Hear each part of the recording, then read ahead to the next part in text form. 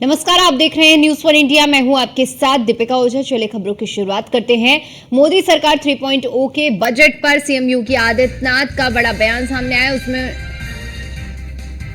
तो बड़ी जानकारी सामने आ रही है। आपको बता दें कि आज संसद के बजट सत्र का तीसरा दिन है। लोकसभा में बजट पर 20 घंटे चर्चा होगी और साथ ही आपको बताते चले कि आज लोकसभा में हंगामा कर सकता है विपक्षी दल, क्योंकि बीते दिन से ही एक अग्रेसर मोड पे नजर आ रहा है विपक्षी दल और ऐसे में आज विपक्ष हंगामेदार सदन को तब्दील कर सकता है। लोकसभा में बजट पर 20 घंटे तक अब चर्चा होनी है, क्योंकि बीते दिन वित्त मंत्री निर्मला सीतारमण की ओर से बजट पेश किया गया है और ऐसे में बजट के बाद तमाम तरह की राजनीतिक प्रतिक्रियाएं भी सामने आई हैं, जहां पर बिहार और आंध्र प्रदेश को जिस तरह से विशेष पैकेज देने के बाद विपक्ष पूरी तरह से इसका विरोध करता हुआ नजर आ रहा है, इस पर सवाल उठाते हुए नजर आ रहा है और इसी कड़ी में अब हंगामेदार सत्र भी होने के आसार नजर आ रहे हैं। विपक्षी दल जो कि हंगामा कर सकता है।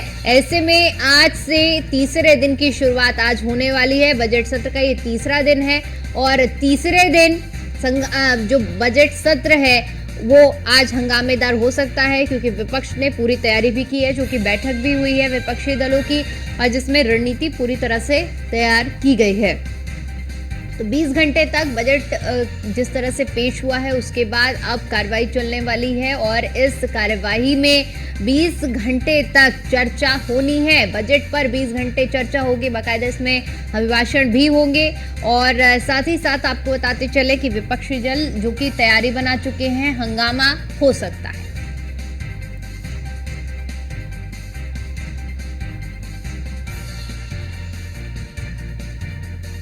और इसी खबर पर ज्यादा जानकारी के साथ हमारे संवाददाता अश्विनी द्विवेदी हमारे साथ लाइव जुड़ चुके हैं। अश्विनी, देखिए जिस तरह से आज बजट सत्र का तीसरा दिन है और तीसरे दिन बजट पर अब क्योंकि 20 घंटे तक चर्चा होनी है, ऐसे में बीते दिन जिस तरह से हमने देखा कि जब बजट पेश हुआ तो बिहार और आंध्र प्रदेश को विशेष पैकेज दिया गया है इस बजट में, जिसको लेकर विपक्ष पूरी तरह से एग्रेसिव नजर आ रहा है और हंगामेदार सत्र होने के आसार भी नजर आ रहे हैं। यानी कुल मिला के आज मान लिया जाए कि सत्र से आज सदन से आज तस्वीरें जो सामने आने वाली है वो हंगामेदार आएगी।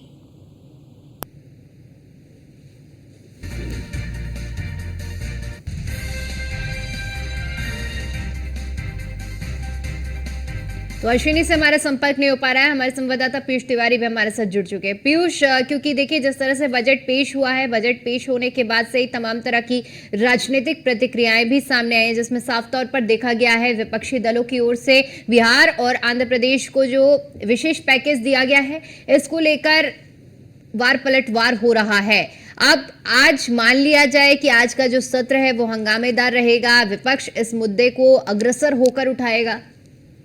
बिल्कुल, अगर हम बात करें तो बजट सत्र का आज तीसरा दिन है और आपने देखा है कल जब बजट पेश हुआ उसके बाद तमाम विपक्षी दलों की प्रतिक्रियाएं आई। खासतौर पर अखिलेश यादव की बात करें या कांग्रेस पार्टी की बात करें, सीधे तौर पर ये कहा गया है कहीं ना कहीं उत्तर प्रदेश की अनदेखी की गई, इसके अलावा देश के अन्य राज्यों की भी अनदेखी की गई और खासतौर पर आंध्र और बिहार को ज्यादा फायदा पहुंचाने की जो कोशिश है वो कहीं ना कहीं सरकार की ओर से की गई है और इस मुद्दे को लेकर लगातार जो है वो विपक्षी दल कहीं ना कहीं हमलावर हुए। हालांकि सरकार की ओर से या जो केंद्र सरकार के मंत्री हैं उन्होंने कहा कि ये बजट जो है वो गांव गरीब किसानों के हित में है और कहीं ना कहीं जो बजट में प्रावधान किए गए हैं और कहीं ना कहीं कई लोगों को इससे फायदा होगा इस बजट से और खासतौर पे गरीबों को और आम लोगों को फायदा होगा। लेकिन विपक्ष सीधे तौर पे कह रहा है कि ये बजट नाउम्मीदगी भरा है और कहीं ना कहीं किसी भी तरीके से ये देश हित में बजट नहीं है।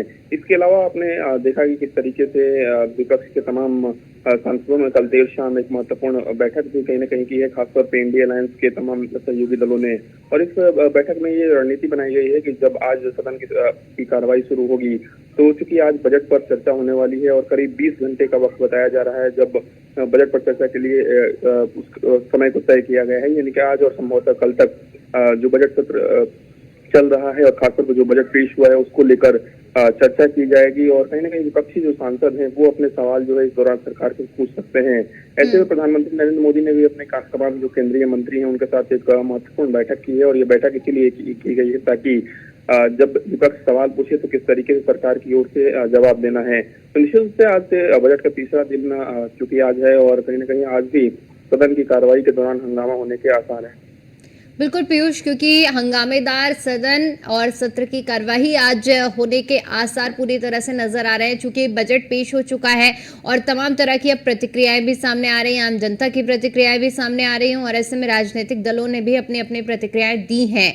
और अब इस बजट पर 20 घंटे तक चर्चा होने वाली है और जिसमें तमाम पहलुओं को, क्योंकि देखा जाए तो इस बार नेता प्रतिपक्ष के तौर पर राहुल गांधी भी बड़े अग्रसर होकर मुद्दों को उठा भी रहे हैं। ऐसे में अब बजट को लेकर जो प्रतिक्रियाएं सामने आई हैं उसको उठाने का भी विपक्ष पूरी तरह से काम करेगा, क्योंकि चूंकि आपने जिस तरह से जिक्र किया कि बीते दिन बैठक भी हुई है इंडिया अलायंस की, बैठक में पूरी तरह से रणनीति बनाकर सरकार को घेरने का प्रयास भी होगा। और बिल्कुल सबसे बड़ी बात है कि विपक्ष के पास कई महत्वपूर्ण मुद्दे हैं। हालांकि आपने देखा कि चाहे कांवड़ यात्रा की बात करें या नेट की बात करें, दोनों मामलों में सुप्रीम कोर्ट का जो आदेश है वो कहीं न कहीं आ गया है। तो ऐसे में अब विपक्ष की यही कोशिश होगी कि बजट के मामले में सरकार को घेरा जा सके और इसको लेकर विपक्षी जो सांसद है चाहे वो दल है वो कहीं न कहीं तैयारी कर रहे हैं। और आपने देखा है कल अकरामापुर से अखिलेश यादव सहित तमाम जो विपक्षी दलों के नेता हैं उन्होंने सरकार से सवाल पूछे और सरकार से पूछा कि क्या टीडीपी और नीतीश कुमार की जो पार्टी है उससे सहयोग मिला है सरकार को, और यही कारण है कि उन्हीं राज्यों को सिर्फ ज्यादा फायदा पहुंचाया जा रहा है। हालांकि सरकार ने कहा कि जो भी निर्णय बजट में लिए गए हैं और बजट कहीं न कहीं वो देश हित में लिए गए हैं और उससे देश के सभी लोगों को फायदा पहुंचेगा। और सीधे तौर पर बिहार और आंध्र के जिक्र पर सरकार की ओर से ये कहना है, खासतौर पर तमाम जो केंद्रीय मंत्री हैं उनका कहना है कि चूंकि बिहार और आंध्र को बहुत ज्यादा जरूरत थी, कहीं न कहीं कई मामलों में अभी भी वहां पे कई चीजें ठीक करनी है और यही कारण है कि वहां पर ज्यादा जो बजट है वो कहीं न कहीं दिया गया है। तो ऐसे में अब सबकी निगाह इस बात पर टिकी हुई है कि जब आज सत्र की जब सदन की कार्रवाई शुरू होती है तब क्या कुछ विपक्षी दलों का रुख रहने वाला है, क्या वाकई में एक बार फिर से हंगामा करने के मूड में विपक्षी दल हैं या फिर सदन को सुचारू रूप से चलने दिया जाएगा। और हंगामा की अगर हम बात करें तो अब चूंकि विपक्ष की ओर से सवाल पूछा जाता है और चूंकि विपक्ष भी इस बार मजबूत स्थिति में है पहले के मुकाबले, तो निश्चित रूप से ये कयास लगाए जा रहे हैं कि विपक्ष जो है वो कहीं न कहीं हंगामा कर सकते हैं। बिल्कुल पीयूष, क्योंकि आज आसार पूरे नजर आ रहे हैं कि विपक्ष की ओर से हंगामा हो सकता है, बजट को लेकर मुद्दों को उठाया जा सकता है। बहुत शुक्रिया आपका हमारे साथ जुड़ने के लिए और जानकारी के लिए।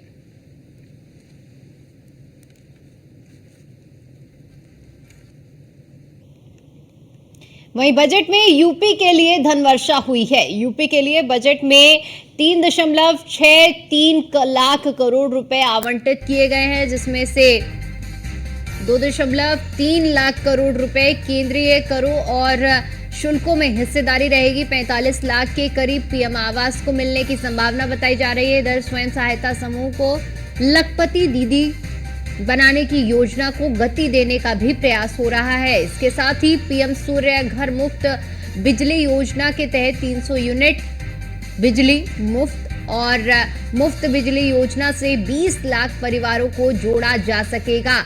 केंद्रीय साहित्य योजना में यूपी को 96 करोड़ रुपए मिले हैं। केंद्रीय योजनाओं के लिए करीब 11,500 करोड़ मिलेंगे। विकसित भारत योजना में यूपी को 14,000 करोड़ रुपए विशेष योजनाओं में मिले हैं। और इसके अलावा विशेष योजनाओं की अगर बात करें तो यूपी को 17,939 करोड़ रुपए आवंटित हुए हैं।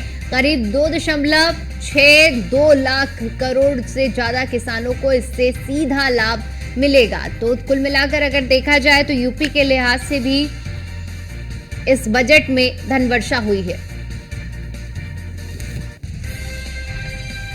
और इसी पर ज्यादा जानकारी के साथ हमारे संवाददाता अश्विनी द्विवेदी हमारे साथ जुड़ चुके हैं। अश्विनी, देखिए जिस तरह से बजट पेश हुआ है, बजट पेश होने के बाद एक बड़ा बजट यूपी के लिए भी आवंटित किया गया है और जिस तरह से किसानों को, स्वयं सहायता समूहों को, पीएम सूर्य योजना, पीएम आवास योजना, सभी को एक ध्यान में रखते हुए इस बजट को यूपी के लिहाज से भी तैयार किया गया है। बिल्कुल कल केंद्रीय बजट पेश हुआ था जिसमें उत्तर प्रदेश के लिए भी खजाना खुला है। उत्तर प्रदेश को 3.63 लाख करोड़ आवंटित किए गए हैं जो अलग अलग परियोजनाओं में योजनाओं में काम आएंगे। निश्चित तौर पर उत्तर प्रदेश सबसे बड़ा देश का सूबा है और सबसे ज्यादा धन की आवश्यकता भी इसी को है, तो लेकिन निश्चित तौर पर उसको ध्यान में रखते हुए जो है अच्छा खासा बजट उत्तर प्रदेश को आवंटित किया गया जिससे तमाम जो परियोजना उत्तर प्रदेश में चल रही है केंद्र सरकार की उनको गति मिल पाएगी। जिसमें अगर बात करें तो विशेष योजनाएं होंगी उनके लिए 17,939 करोड़ का जो है बजट आरक्षित किया गया। इसके अलावा विकसित भारत योजना के लिए 14,000 करोड़ का जो बजट है वो आरक्षित किया गया। केंद्रीय योजनाओं के लिए 11,500 करोड़ का आवंटित किया गया है। साथ ही साथ केंद्रीय साहित्य योजनाओं में यूपी को 96,000 करोड़ का बजट है जो आवंटित किया गया। साथ ही साथ जो पीएम की जो पीएम सूर्य घर मुफ्त योजना चल रही है बिजली योजना, उसके लिए भी पैसा आवंटित किया गया है। लमसम 20 लाख लोगों को मुफ्त बिजली योजना से जोड़ा जाएगा। तो निश्चित तौर पर कुल मिला के मान सकते हैं कि बजट जो है सभी वर्गों को कहीं ना कहीं ध्यान में रखते हुए बनाया गया। वो तमाम योजनाएं जो सीधे तौर पर गरीबों को सुरक्षित करती हैं, गरीबों के साथ काम करने वाली हैं, उनके लिए विशेष ज्यादा ध्यान दिया गया है जिससे गरीब जो दूर दराज का किसान हमारा है, दूर दराज के जो लोग हैं वो ज्यादा मजबूत हो सके। निश्चित तौर पर कुल मिला के कह सकते हैं बजट एक बेहतर बजट उत्तर प्रदेश के लिए है। जो इकोनॉमिक ग्रोथ की बात करें या फिर आने वाले समय में बेहतर और परफॉर्मेंस की बात करें उत्तर प्रदेश में तो उसके लिहाज से काफी बेहतर बजट है। जी बिल्कुल अश्विनी, क्योंकि एक कह सकते हैं कि बेहतर बजट एक तरफ से कहा जा रहा है तो वहीं दूसरी तरफ अगर इसके राजनीतिकरण पर जाते हैं, चूंकि बजट पेश हुआ और राजनीतिक प्रतिक्रियाएं भी सामने आई, ऐसे में अखिलेश यादव ने भी निशाना साधते हुए कहा है कि प्रदेश को प्रधानमंत्री देने वाले राज्य उत्तर प्रदेश को इस बजट में कुछ भी नहीं मिला है और यूपी के लिहाज से उन्होंने माना है कि इस बजट में कुछ भी खास नहीं है। बिल्कुल की बात करें विपक्ष का काम होता है सरकार की आलोचना करना, तमाम जगहों पर सरकार के विरोध में खड़ा होना। हालांकि अगर बात करें एक सामान्य तौर पर एक नागरिक के हिसाब से देखें या फिर विशेषज्ञ के हिसाब से तो उन लोगों का कहना बजट बेहतर है। इससे पहले भी अगर देखा गया कल तमाम जगहों पर यह भी बात हुई कि बिहार को और आंध्र प्रदेश को विशेष पैकेज दिया गया, तो निश्चित तौर पर कहीं ना कहीं बिहार उसका हकदार है। बिहार पिछड़ा हुआ है, तमाम जिले बिहार के अभी भी हैं जो मुख्य धारा से कटे हुए। उत्तर प्रदेश में बदलाव हो चुका है पिछले 7 सालों में। उत्तर प्रदेश में जो दूर दराज के इलाके थे, मान लीजिए लखनऊ से दूर सोनभद्र है या फिर बांदा या चित्रकूट, इन जगहों पर कहीं ना कहीं एक समय था कि डेवलपमेंट नहीं था, लेकिन पिछले 7 सालों में वहां पर डेवलपमेंट हुआ, वहां इंडस्ट्री लगाने की कोशिश की गई, वहां पर जो लोकल स्तर पर जो व्यापार था उसको बढ़ाया गया, तो निश्चित तौर पर कहीं ना कहीं सुधार हुआ। जब प्रदेश में सुधार हुआ तो उतनी आर्थिक मदद की जरूरत नहीं होती। उत्तर प्रदेश आज खुद उस स्थिति में है कि वो खुद को डेवलप कर पाए, खुद का उत्पादन कर पाए, खुद का निर्यात कर पाए, तो निश्चित तौर पर कहीं ना कहीं उन तमाम चीजों को भी ध्यान में रखा जाता है कि कौन सा राज्य कहां पर किसको ज्यादा पैसा चाहिए या किसको कम चाहिए। उत्तर प्रदेश के पास आज खुद की इकोनॉमिक ग्रोथ कराने के लिए अच्छा खासी जो है इंडस्ट्री लग चुकी है, अच्छे खासी व्यवस्थाएं हैं, तो ऐसे में कहीं ना कहीं इन चीजों के लिए जगह उतनी नहीं बनती जितनी जिस तरीके से विपक्ष मामले को उठा रहा है। जी बिल्कुल अश्विनी, क्योंकि देखिए पिछले 7 सालों में जिस तरह से यूपी का विकास हुआ है और 5 ट्रिलियन इकोनॉमी का जिस तरह से लक्ष्य रखा गया है उसमें से एक बड़ा योगदान का उत्तर प्रदेश ने भी लक्ष्य रखा है और उस लक्ष्य पर अग्रसर होते हुए यूपी काम कर रहा है। लेकिन ऐसे में अगर इस बजट के हिसाब से अगर बात करते हैं हम, तो उत्तर प्रदेश के किसानों को इस बजट से क्या मिला है और क्या बड़ी सौगात, क्या लाभ इस बजट से देखा जाए यूपी के किसानों के लिए? अगर बजट के हिसाब से लिहाज से देखें तो सभी वर्गों को साधने की कोशिश की गई, खास किसी एक वर्ग विशेष को इसमें नहीं साधा गया। महिलाओं को भी साधने की कोशिश की गई, कहीं ना कहीं किसानों को भी साधने की कोशिश की गई, युवाओं के लिए रोजगार के लिए भी साधने की कोशिश की। अलग अलग कैटेगरी में इसको जोड़ा जाए तो कुल मिलाकर के एक आता रिजल्ट गुड वो स्थिति बन रही है बजट की। किसी एक वर्ग को आगे नहीं बढ़ाया गया, किसी को बैक पे नहीं रखा गया, क्योंकि सरकार को बखूबी पता है कि उत्तर प्रदेश के अंदर तमाम चीजें ऐसे पहलू हैं जिनको अगर साधा नहीं गया तो आने वाले समय में उत्तर प्रदेश में भारतीय जनता पार्टी सरकार उसको दिक्कत हो सकती है। तो ऐसे में कहीं ना कहीं ना युवाओं को नाराज किया गया यहाँ पर, ना ही महिलाओं को नाराज किया गया, ना ही किसानों को नाराज किया गया, सबको बराबर का हक दिया गया। जिसकी जितनी हिस्सेदारी बनती थी उस हिसाब से उनको बजट मिला, उस हिसाब से उनको आगे बढ़ाने के लिए प्रयास किया गया। जी बिल्कुल अश्विनी, बहुत शुक्रिया आपका हमारे साथ जानकारी के लिए और जुड़ने के लिए।